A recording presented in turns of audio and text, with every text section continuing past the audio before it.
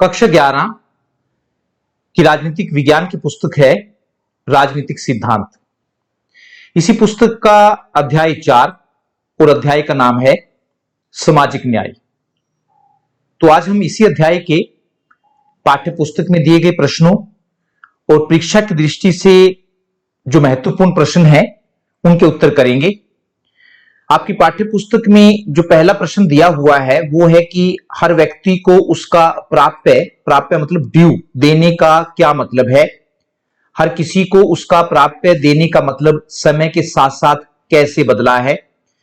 तो प्रत्येक व्यक्ति को उसका प्राप्य देने का मतलब यह है कि प्रत्येक व्यक्ति को वह मिलना चाहिए जिसका वह अधिकारी है।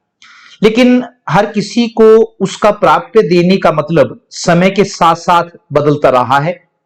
उदाहरण के लिए प्राचीन काल में प्रत्येक व्यक्ति को उसका प्राप्य देने का मतलब यह था कि यदि किसी व्यक्ति ने कोई गलत काम किया है तो उसे सजा दी जाए, और यदि किसी व्यक्ति ने अच्छा काम किया है तो उसे पुरस्कार दिया जाए। लेकिन वर्तमान समय में प्रत्येक व्यक्ति को उसका प्राप्य देने का मतलब काफी बदल गया है। आज व्यक्ति को प्राप्य देने का मतलब यह है कि प्रत्येक व्यक्ति को अपनी प्रतिभा के विकास तथा उद्देश्य की पूर्ति के लिए समान अवसर मिलने चाहिए। प्रत्येक व्यक्ति को अपनी प्रतिभा के विकास तथा उद्देश्य की पूर्ति के लिए समान अवसर मिलने चाहिए। प्रश्न नंबर 2 है पाठ्य पुस्तक में जो दिया गया है, अध्याय में दिए गए न्याय के 3 सिद्धांतों की संक्षेप में चर्चा करो। न्याय के 3 सिद्धांतों जो पाठ्य पुस्तक में आपके दे रखे हैं, 3 सिद्धांतों की संक्षेप में चर्चा करो। प्रत्येक को उदाहरण के साथ समझाइए, या फिर दूसरे तरह से प्रश्न आ सकता है ये कि न्याय के कौन कौन से सिद्धांत है। न्याय इस धारणा पर आधारित है कि प्रत्येक व्यक्ति को उसका उचित हिस्सा मिलना चाहिए, लेकिन हर व्यक्ति को उसका उचित हिस्सा कैसे दिया जाए इस बारे में न्याय के 3 सिद्धांत हैं। और उसमें पहला है समान लोगों के साथ समान व्यवहार का सिद्धांत, इक्वल ट्रीटमेंट फॉर इक्वल। यह सिद्धांत इस बात को मानता है कि मनुष्य होने के नाते सभी व्यक्तियों की गरिमा होती है, इसलिए सभी के साथ समान व्यवहार किया जाना चाहिए तथा सभी को कुछ महत्वपूर्ण अधिकार जैसे जीवन का अधिकार, स्वतंत्रता का अधिकार और संपत्ति का अधिकार जरूर दिए जाने चाहिए। इसके साथ ही यह सिद्धांत यह भी कहता है कि लोगों के साथ धर्म, जाति, भाषा तथा लिंग के आधार पर भेदभाव नहीं किया जाना चाहिए। इसका अर्थ यह है कि लोगों को इस आधार पर नहीं जांचा जाना चाहिए कि वे किस समुदाय या जाति के सदस्य हैं, बल्कि उन्हें उनके काम और क्रियाकलापों के आधार पर जांचा जाना चाहिए। उदाहरण के लिए अगर अलग अलग जातियों के 2 व्यक्ति एक ही काम करते हैं, फिर चाहे वह पत्थर तोड़ने का काम हो या पिज्जा बांटने का काम हो, उन्हें समान वेतन मिलना चाहिए। यदि एक ही काम के लिए एक व्यक्ति को 100 रुपए दिए जाएं और दूसरे व्यक्ति को 75 रुपए दिए जाएं क्योंकि वे भिन्न जातियों के हैं, तो यह अन्यायपूर्ण है।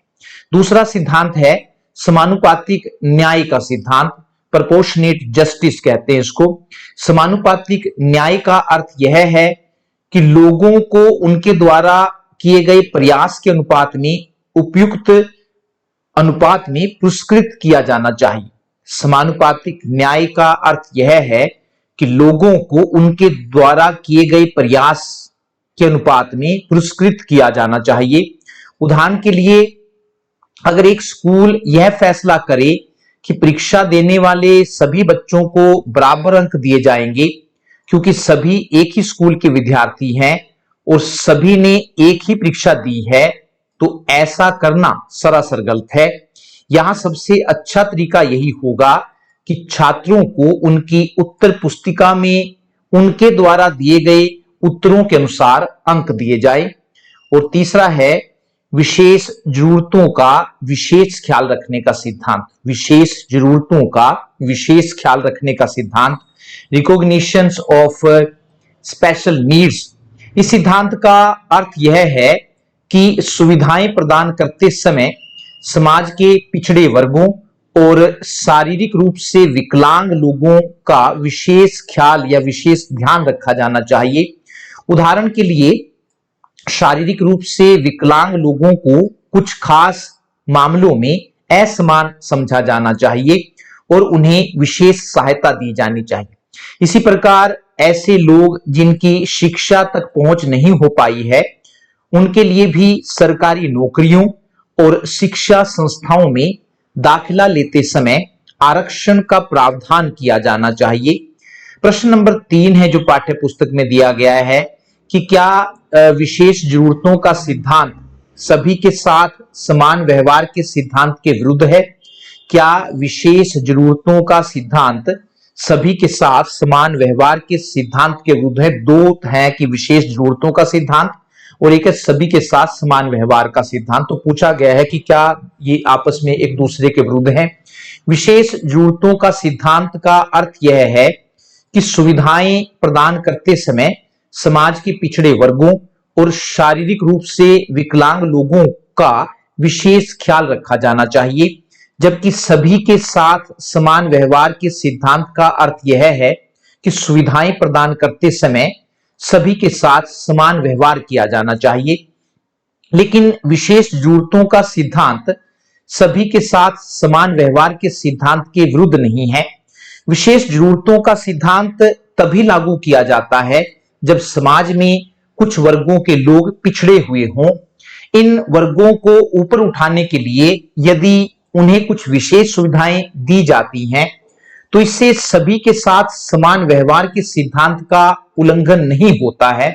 इन वर्गों को ये सुविधाएं इसलिए दी जाती हैं ताकि ये भी अपना विकास कर सकें। तो आपस में दोनों सिद्धांत जो हैं एक दूसरे के विरोधी नहीं है। प्रश्न नंबर 4 है, निष्पक्ष और न्यायपूर्ण वितरण को युक्ति संगत आधार पर सही ठहराया जा सकता है। निष्पक्ष और न्यायपूर्ण वितरण को युक्ति संगत आधार पर सही ठहराया जा सकता है। रोल्स ने इस तर्क को आगे बढ़ाने में अज्ञानता के आवरण के विचार का उपयोग किस प्रकार किया है? तो उत्तर में हम कह सकते हैं कि निष्पक्ष और न्यायपूर्ण वितरण को सही ठहराने के लिए रोल्स ने अज्ञानता के आवरण में सोचने का विचार दिया है। उनका कहना है कि यदि लोगों से यह कहा जाए कि वे ऐसे समाज की कल्पना करें जहां उन्हें यह पता न हो कि वे ऊंची जाति वाले परिवार में पैदा होंगे या नीची जाति वाले परिवार में, अमीर परिवार में पैदा होंगे या गरीब परिवार में, तो ऐसी स्थिति में लोग ऐसे समाज का समर्थन करते हैं जो सभी के लिए अच्छा हो। उनका कहना है कि यदि व्यक्ति को समाज में अपने संभावित स्थान का पता न हो तो वह अपने आप को सबसे बुरी स्थिति में रखकर ऐसे समाज की कल्पना करता है जो सबके लिए अच्छा हो। अतः अज्ञानता के आवरण वाली स्थिति व्यक्ति को विवेकशील बनाती है, उनमें अपने आप को सबसे बुरी स्थिति में रखकर सोचने की आदत विकसित करती है। प्रश्न नंबर 5 है और 5 में पूछा गया है कि आमतौर पर एक स्वस्थ और उत्पादक जीवन जीने के लिए व्यक्ति की न्यूनतम बुनियादी जरूरतें क्या मानी गई हैं? आमतौर पर एक स्वस्थ और उत्पादक जीवन जीने के लिए व्यक्ति की न्यूनतम बुनियादी जरूरतें क्या मानी गई हैं? इन न्यूनतम जरूरतों को सुनिश्चित करने में सरकार की क्या जिम्मेदारी है?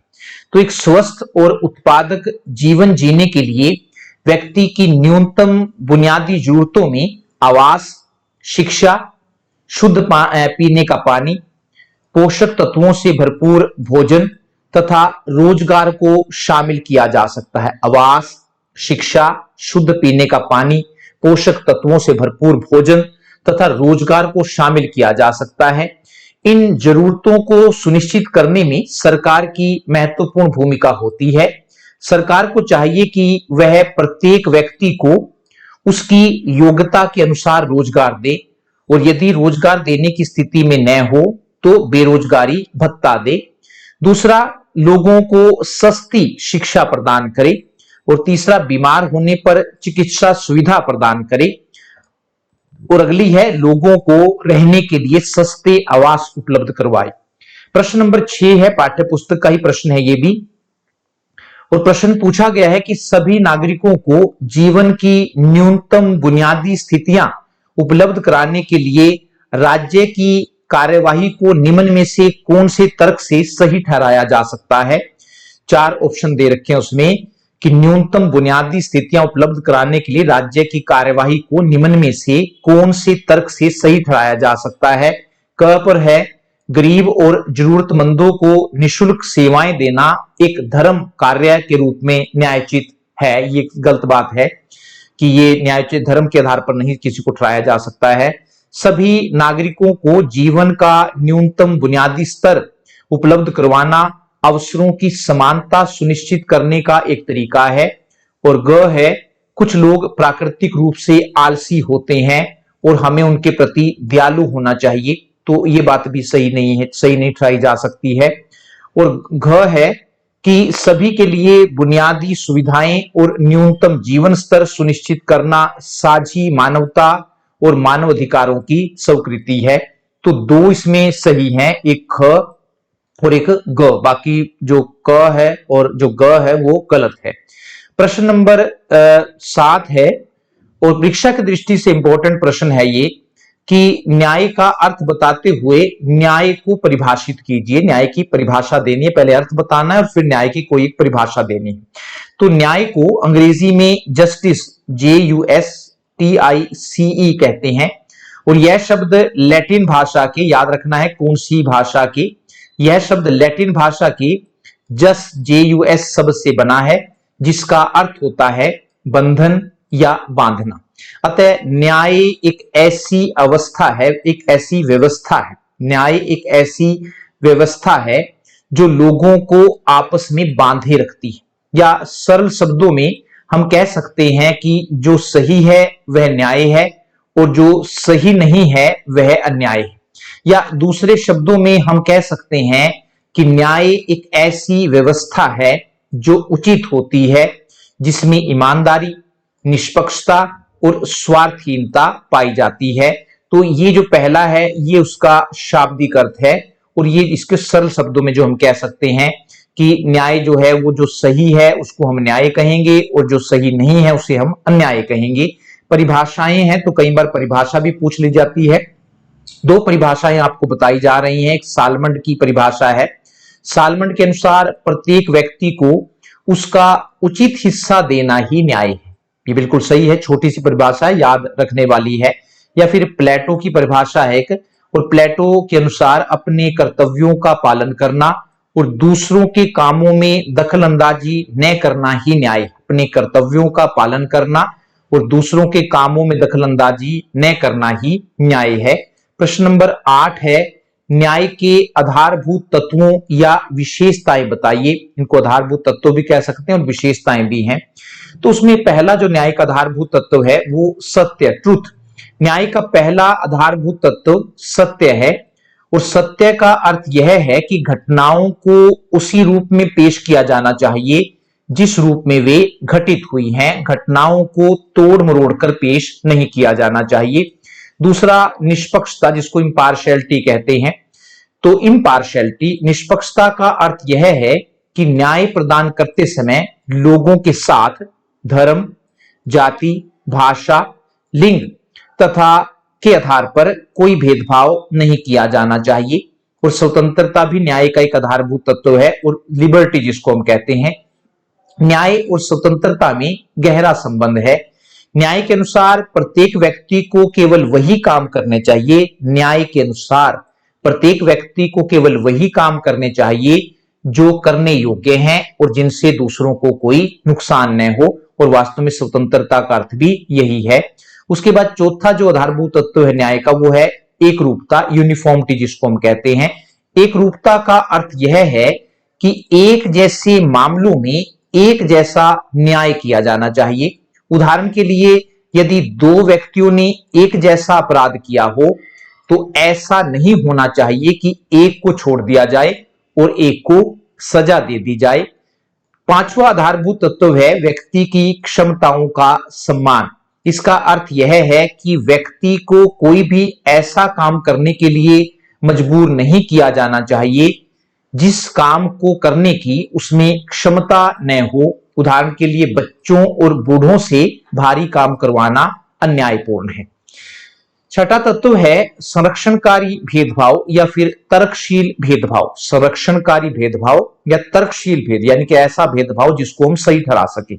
इसका अर्थ यह है कि यदि समाज में कुछ वर्गों के लोग दूसरे वर्गों के लोगों से सामाजिक, आर्थिक और राजनीतिक रूप से पिछड़े हुए हैं, यदि कुछ वर्गों के लोग दूसरे वर्गों के लोगों से सामाजिक, आर्थिक और राजनीतिक रूप से पिछड़े हुए हैं, तो उन्हें ऊपर उठाने के लिए विशेष सुविधाएं दी जा सकती हैं। ऐसा करने से किसी के साथ अन्याय नहीं होता, बल्कि ऐसा तो इसलिए किया गया है ताकि पिछड़े लोग भी दूसरों के बराबर हो सकें।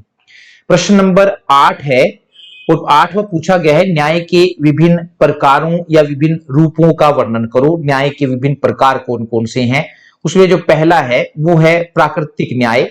और प्राकृतिक न्याय में हम कह सकते हैं कि प्राकृतिक न्याय से अभिप्राय उस न्याय से है जो प्राकृतिक नियमों पर आधारित होता है, या दूसरे शब्दों में हम कह सकते हैं कि जो न्याय निष्पक्षता, ईमानदारी और स्वार्थहीनता पर आधारित होता है उसे प्राकृतिक न्याय कहते हैं। उदाहरण के लिए यदि एक व्यक्ति को अपनी बात बताए बिना ही सजा दे दी जाए तो यह प्राकृतिक न्याय है, यह प्राकृतिक अन्याय है।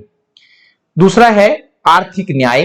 और आर्थिक न्याय का अर्थ यह है कि सभी लोगों को काम करने के समान अवसर मिलने चाहिए। आर्थिक न्याय की बात कर रहे हैं का अर्थ यह है कि सभी लोगों को काम करने के समान अवसर मिलने चाहिए और काम करने पर उचित वेतन मिलना चाहिए।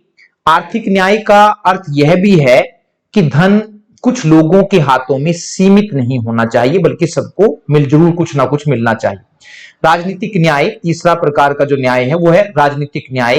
राजनीतिक न्याय का अर्थ यह है कि सभी लोगों को बिना किसी भेदभाव के राजनीतिक अधिकार, सभी लोगों को बिना किसी भेदभाव के राजनीतिक अधिकार समान रूप से दिए जाने चाहिए। जैसे वोट देने का अधिकार, ख है चुनाव लड़ने का अधिकार, ग है राजनीतिक दल बनाने का अधिकार, घ सरकार की आलोचना करने का अधिकार और ग है प्रार्थना पत्र देने का अधिकार।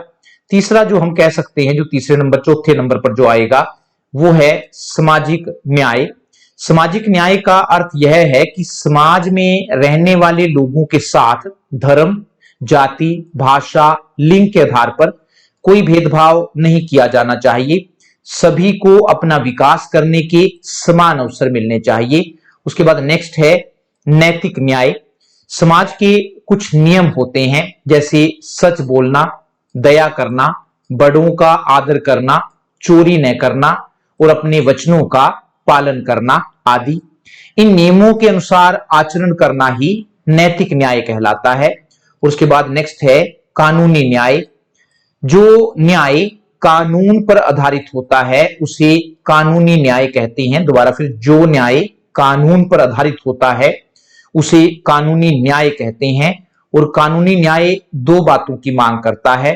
उसमें क है कि कानून न्याय संगत होने चाहिए। इसका अर्थ यह है कि जो भी कानून बनाए जाएं वे जनता की भलाई के लिए बनाए जाने चाहिए। इसके अलावा कानून उसी संस्था को बनाने चाहिए जिसे कानून बनाने की शक्ति दी गई हो। और ख है कि न्याय कानून के अनुसार होना चाहिए। इसका अर्थ यह है कि न्याय किसी व्यक्ति की इच्छा के अनुसार नहीं होना चाहिए, बल्कि जैसा कानून में लिखा गया हो वैसा ही न्याय होना चाहिए। प्रश्न नंबर 9 है और 9 में पूछा गया है कि न्याय किन तरीकों से प्राप्त किया जा सकता है। In which ways can justice be secured. तो न्याय को प्राप्त करने के लिए कई तरीके बताए जा सकते। उसमें पहला है, ये उत्तर लिखा हुआ है, पहले नंबर पर है सामाजिक न्याय को प्राप्त करने के लिए सरकार को चाहिए कि वह समाज में विद्यमान जाति, धर्म, भाषा, लिंग आदि के भेदभाव को खत्म करे, और जब इन भेदभाव को खत्म किया जाएगा तो लोगों को सामाजिक न्याय प्राप्त हो जाएगा। दूसरा है, आर्थिक न्याय को प्राप्त करने के लिए राज्य को चाहिए कि वह सभी लोगों की मौलिक आवश्यकताओं जैसे रोटी, कपड़ा और मकान को अवश्य पूरा करे।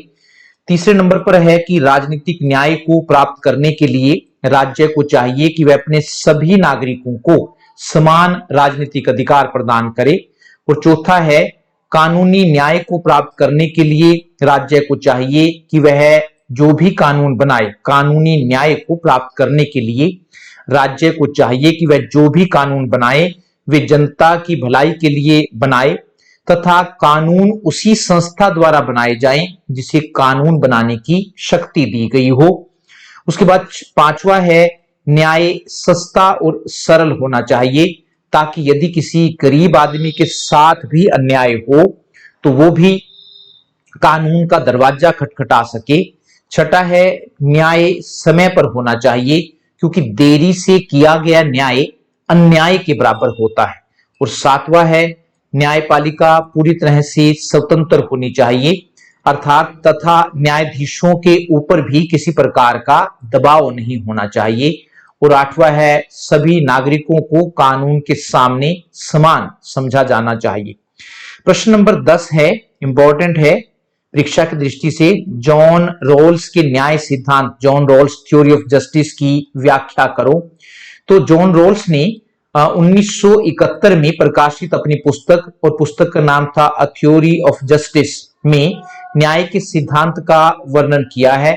उनका कहना है कि यदि लोगों से यह पूछा जाए कि वे अपने और अपने बच्चों के भविष्य को ध्यान में रखते हुए निर्णय लें कि वे किस प्रकार के समाज में रहना पसंद करेंगे, तो वे ऐसे समाज को चुनते हैं जहां वे और उनके बच्चे खुशी से रह सकें। ऐसी स्थिति में वे सारे समाज की भलाई के बारे में नहीं सोचते हैं बल्कि केवल अपने बारे में सोचते हैं। लेकिन दूसरी ओर यदि लोगों से यह कहा जाए कि वे ऐसे समाज की कल्पना करें जहां उन्हें यह पता न हो कि वे ऊंची जाति वाले परिवार में पैदा होंगे या नीची जाति वाले परिवार में, अमीर परिवार में पैदा होंगे या गरीब परिवार में, तो ऐसी स्थिति में लोग ऐसे समाज का समर्थन करते हैं जो सभी के लिए अच्छा हो। रोल्स ने इसे अज्ञानता के आवरण में सोचना कहा है। उनका कहना है कि यदि व्यक्ति को समाज में अपने संभावित स्थान का पता न हो तो वह अपने आप को सबसे बुरी स्थिति में रखकर ऐसे समाज की कल्पना करता है जो सबके लिए अच्छा हो। रोल्स का कहना है कि अपनी पहचान को भूलकर सोचने का फायदा यह होता है कि इससे लोगों को अपने आप को सबसे बुरी स्थिति में रखकर चीजों को देखने का पता चल जाता है, इसलिए वे ऐसी नीतियां बनाते हैं जो सभी के लिए अच्छी हो। प्रश्न नंबर 11 है, सामाजिक न्याय क्या है? सामाजिक न्याय की स्थापना के लिए भारत में क्या प्रावधान किए गए हैं? 2 क्वेश्चन इसमें पूछे गए हैं। तो सामाजिक न्याय के बारे में हम कह सकते हैं कि सामाजिक न्याय का अर्थ यह है कि समाज में रहने वाले लोगों के साथ धर्म, जाति, भाषा, लिंग के आधार पर कोई भेदभाव नहीं किया जाना चाहिए। सभी को अपना विकास करने के समान अवसर मिलने चाहिए। सामाजिक न्याय की स्थापना के लिए भारत में निम्नलिखित प्रावधान किए गए हैं। जैसे एक पर हम कह सकते हैं कि संविधान की धारा 14 में कहा गया है कि सभी नागरिक कानून के सामने समान होंगे। इसी प्रकार 2 नंबर पर है, संविधान की धारा 15 में कहा गया है कि नागरिकों के साथ धर्म, जाति, भाषा, लिंग के आधार पर कोई भेदभाव नहीं किया जाएगा। 3 पर है धारा 17 में, जो संविधान की धारा 17 है, धारा 17 में कहा गया है, इसको अनुच्छेद भी हम कह सकते हैं। तो 17 में कहा गया है कि नागरिकों के साथ अछूतों जैसा व्यवहार करना दंडनीय अपराध होगा, मतलब ऐसा अपराध होगा जिसका आपको 10,000 दंड मिलेगी। 4 नंबर पर धारा 23 में कहा गया है कि मनुष्य द्वारा मनुष्य का व्यापार और बिना वेतन दिए जबरदस्ती काम करवाना दंडनीय अपराध होगा। इसी प्रकार 5 नंबर पर है, धारा 24 में कहा गया है कि 14 वर्ष से कम उम्र के बच्चों से किसी कारखाने या खान में काम करवाना दंडनीय अपराध होगा। छठे नंबर पर संविधान में कहा गया है कि सभी स्त्री पुरुषों को समान काम के लिए समान वेतन दिया जाएगा। सातवें नंबर पर है संविधान में यह भी कहा गया है कि राज्य समाज के कमजोर वर्गों को हर प्रकार के शोषण से बचाएगा। और 8 नंबर पर है संविधान में यह भी कहा गया है कि राज्य लोगों के जीवन स्तर को ऊंचा उठाने का प्रयास करेगा। कुछ छोटे प्रश्न भी हैं जिनको इंपॉर्टेंट है जो कर सकते हैं। द रिपब्लिक पुस्तक के लेखक कौन है? तो प्लेटो जो है वो रिपब्लिक पुस्तक के लेखक हैं। दूसरा प्रश्न है न्याय के बारे में अज्ञानता के आवरण का सिद्धांत किसने दिया है? जॉन रॉल्स ने दिया है ये। इसी प्रकार नेक्स्ट प्रश्न है द थ्योरी ऑफ जस्टिस नामक पुस्तक के लेखक कौन है? जॉन रॉल्स हैं। और अंतिम प्रश्न है कि न्याय के कौन कौन से सिद्धांत हैं, इनको हम ऊपर विस्तार से कर चुके हैं। तो न्याय के 3 सिद्धांत है। समान लोगों के साथ समान व्यवहार का सिद्धांत, दूसरा है समानुपातिक न्याय का सिद्धांत, और तीसरा है विशेष जरूरतों का विशेष ख्याल रखने का सिद्धांत।